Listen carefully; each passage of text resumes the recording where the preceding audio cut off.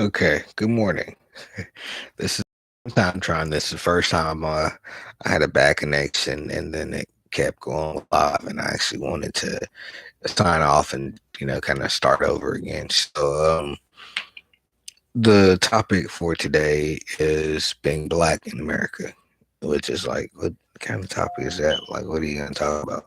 It's pretty simple. What I'm gonna talk about is issues that will face in America, not just with the justice, the legal justice system, how you want to put it, but also with other other black people, other people in the community, because it's something that really needs to be talked about and said. So I'm just gonna go ahead and just say it because I mean it's the truth. There's no way around it. So the thing is, the reason why I thought this is important because I was in the store with my son, and he wanted, I think he wanted a basketball or something, so we was trying to find a little ball. And the whole while we're in the store trying to find the ball, you know, I noticed like this older lady kind of just like looking in shock, like, what is going on here? So one of the things that I was going to talk about is people always assume that black kids don't have, you know, a father figure present in the home, and that's not always true. And even if it is true, it doesn't give people the right to, stare and make certain comments that are very unnecessary.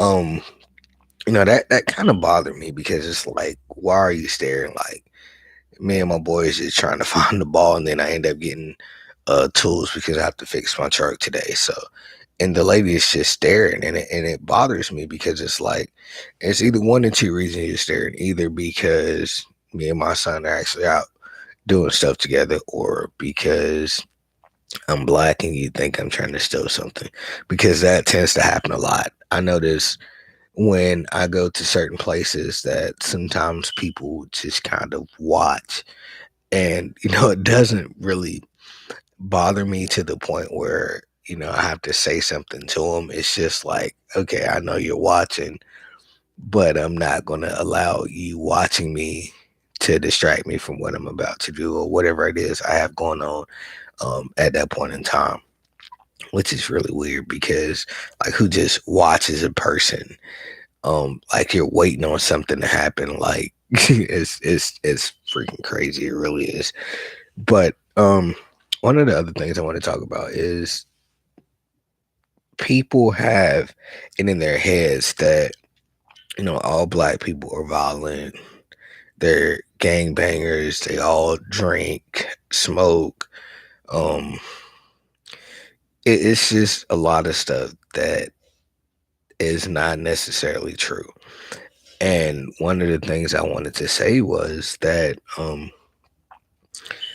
people really don't know and don't understand the struggle that each and every person has. So it's better to not judge a person by what you see as far as their appearance. Um, that is just not a good thing to do. Um, being judgmental is not, it's not right for one. The second thing is, when that happens to you, how does that make you feel? If you're always judging people and then someone turns around and judge you by something that you do or something that you say, how does that make you feel? As a person, like, dang, why they got to be like that? See, that's why you should always do unto other people as you would have them do unto you. So I'm not a judgmental person because that's not my place. But only thing I can do is I can see things and call out whatever it is that I see. Like I can just state facts on whatever it is I see. So now we're gonna go ahead and get right into everything. Um, the thing is, being black is sometimes I would say it's scary because I don't want to get pulled over by the cops because I'm afraid of what might happen if I get pulled over.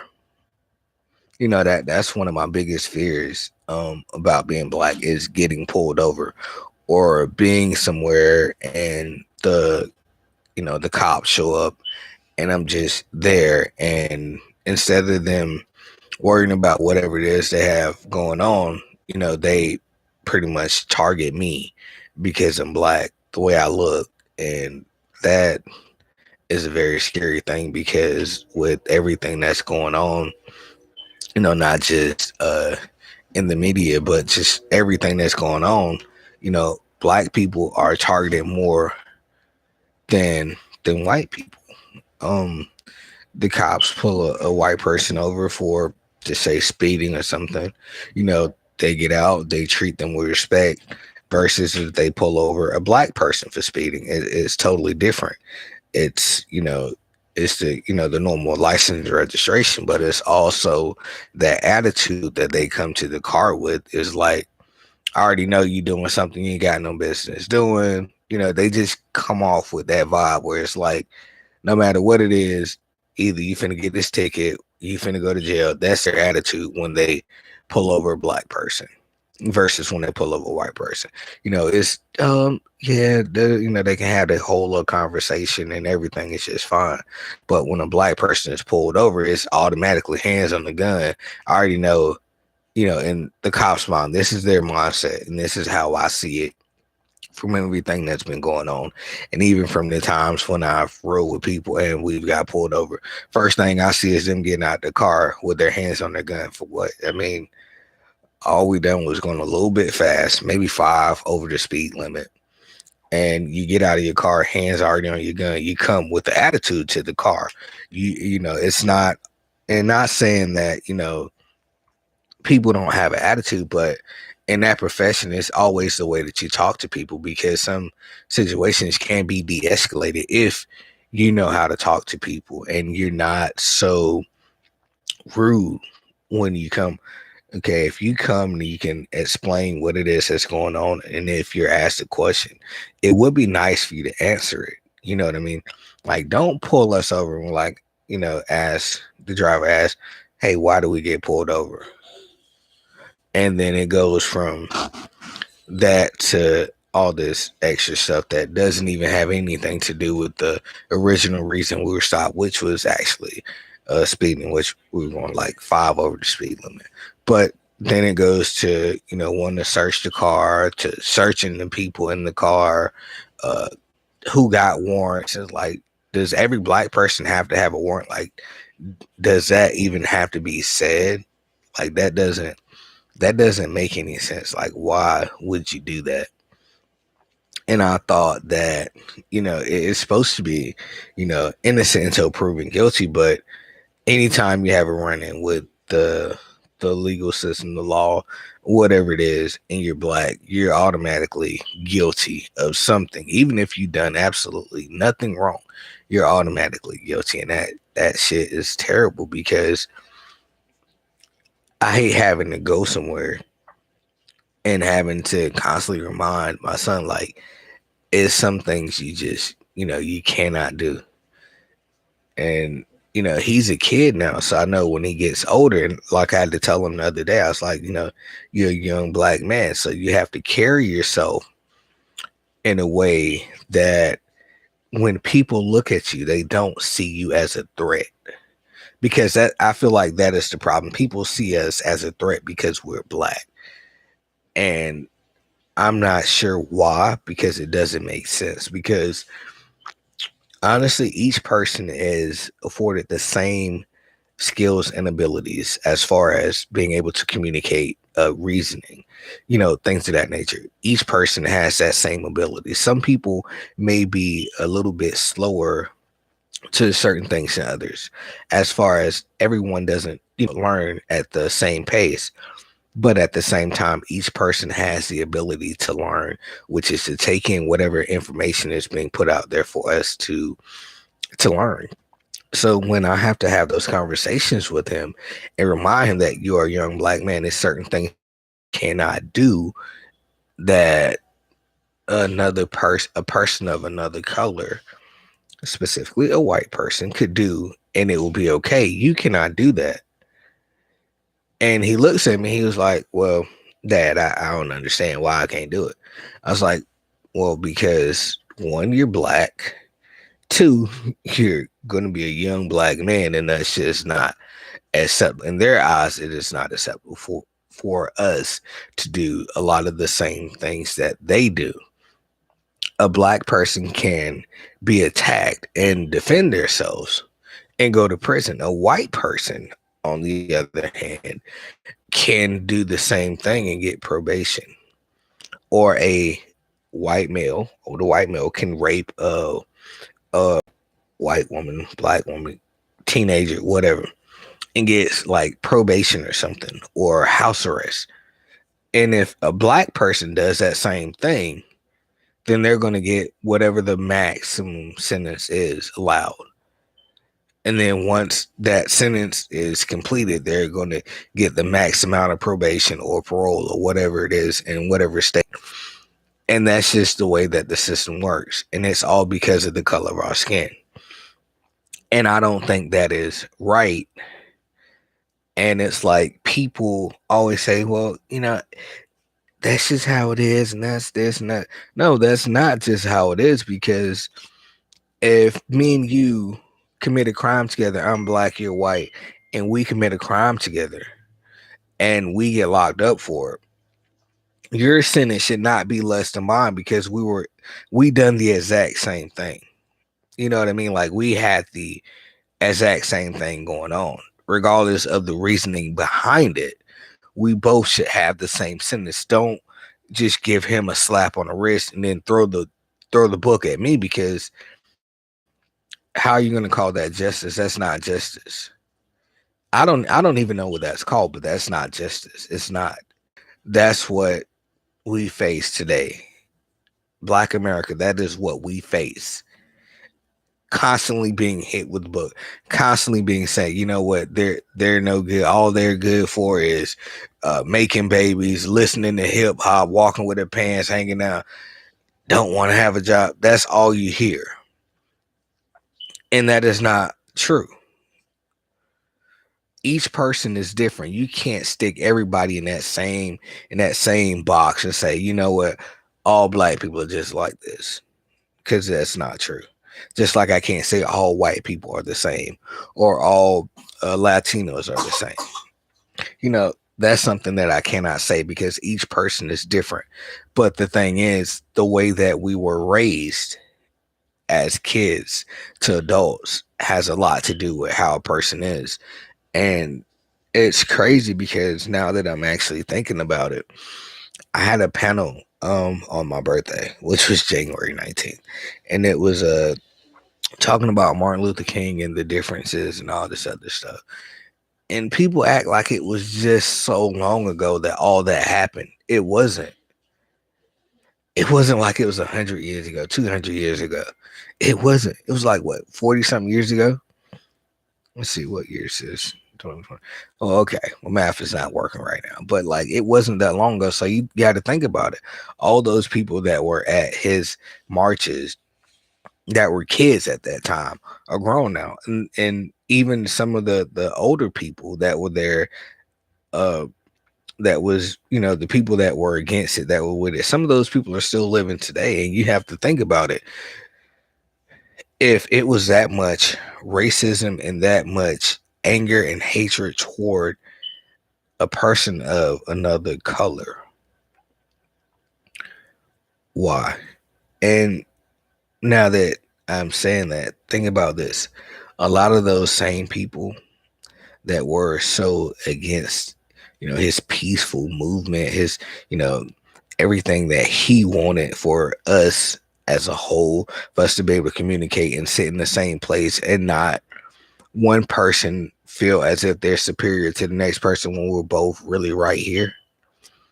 A lot of those people are right now, as I speak, in positions of power.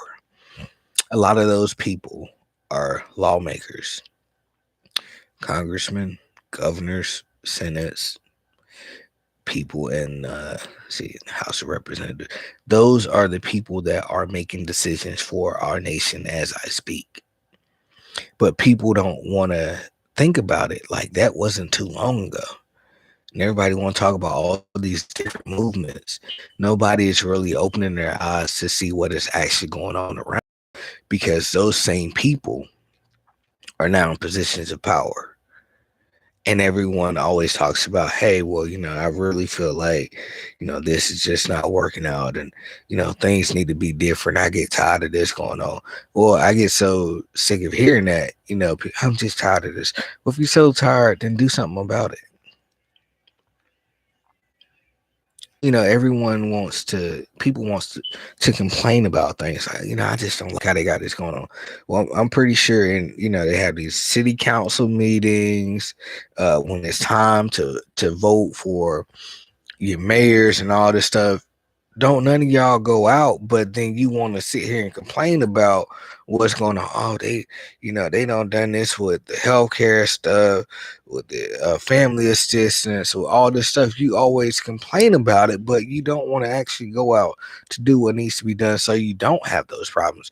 If you go out to those councils meetings, you start speaking up when they have whenever it is in your town, your city, whatever you want to call it, your country, whenever they have it, you go out to it, you speak, you let your opinion, your voice be heard. Once you start making your voice heard and you be consistent with it, like you continue to go when they have something, you go, let them know, hey, I'm sick of this going on down there at that school. Y'all got these teachers, they not teaching these kids, or you got this bus driver not doing this, or the roads is this. Like, don't keep complaining about it, because we can talk all day long about all the issues, but until somebody actually comes up with a solution or sit down long enough to, okay, I've identified the problem, now I know what it is that needs to be done. But guess what, black people, y'all gonna have to start opening your mouth and stop just sitting there waiting on somebody else to do what you want done, because nobody's gonna do it for you. Nobody done it for your mama. Nobody done it for your daddy. Nobody done it for your grandparents. So guess what? That means you have to do it for yourself, because you say you want your kids to live in a better world. You say you want your kids to be in something better than what we had growing up. So guess what? If you want that for your kids, you're gonna have to, one, you have to show your kids different. You have to show your kids that, hey, when something's going on, you gotta speak up. You gotta use your words. You gotta be active. You gotta let these people know what it is you need. Because if a person doesn't know what it is that you need, there's nothing they can do to help you. If I don't know what it is you need, I can't fix the problem. I can't. There's nothing I can do. Absolutely nothing. Now, until we start talking, and then I can hear what's going on, then things can be fixed. Then we can actually do something. We can actually move forward.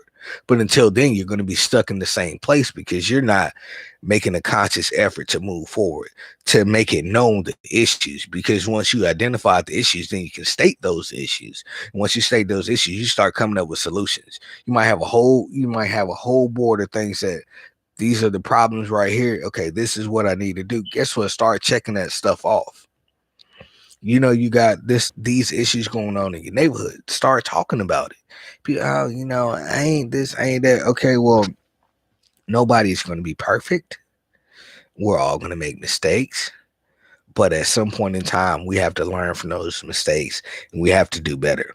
And until people realize that everything that's going on, I may have something to do with some of it, and start being responsible, accepting whatever it is, their little part in each thing, because we all have a part to play in everything that goes on within our community. Now, I'm not going to talk about everybody and everything as a whole, but in each community, we all have a place and a part to play, and how you choose to do that is solely up to you. But don't continue to talk about all the things that's going wrong in your neighborhood. Why is all these abandoned houses? Why this neighborhood look like this? Well, guess what? If all the people in this particular neighborhood go to these city council meetings and start telling these damn people, hey, look, we got this going on right now. What is it we need to do?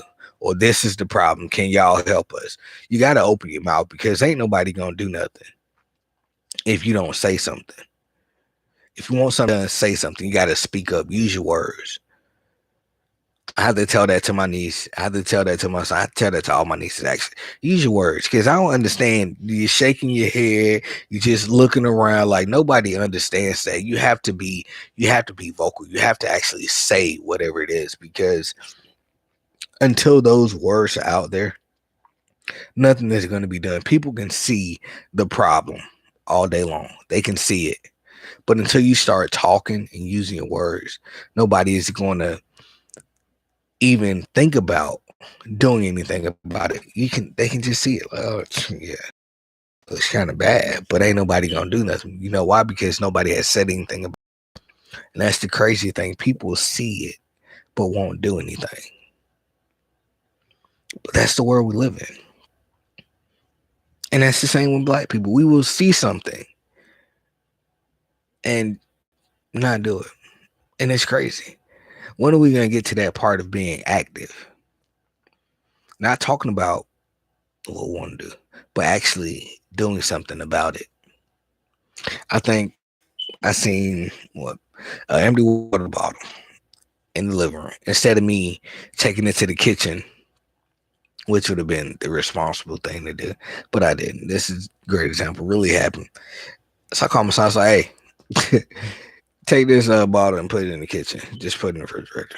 Because, see, being honest, I was too lazy to get up off of my ass to go put it in the refrigerator. I asked him to do it, and I was sitting right there. Yeah, I could have taken it in there, but I didn't. And it's the thing, like, we will see stuff and not do anything about it, but want somebody else to do it. So what is it you're going to do? That's the thing. What you going to do about any of this? You got to start moving. You got to start stepping up. You got to own your place. Black kings, queens, own your place in this world. Nobody's going to give you anything. And if they do, it always comes at a price. But know your worth, know your value, know who you are, what you are. And nobody can ever take that away from you. And with that, everybody be safe. Going out today, wear your mask. Just know, everything that goes on around us, it affects us all. So you have to be vocal. You have to say things. You have to put it out there. The energy that you put out is that same energy that you feel and each other person feels. So it's always about what you put out, and that's what you're going to get back. So push that positive vibes out. Push that love out, that peace, and that's what you're going to get in return. So until next time, be blessed and have a great day.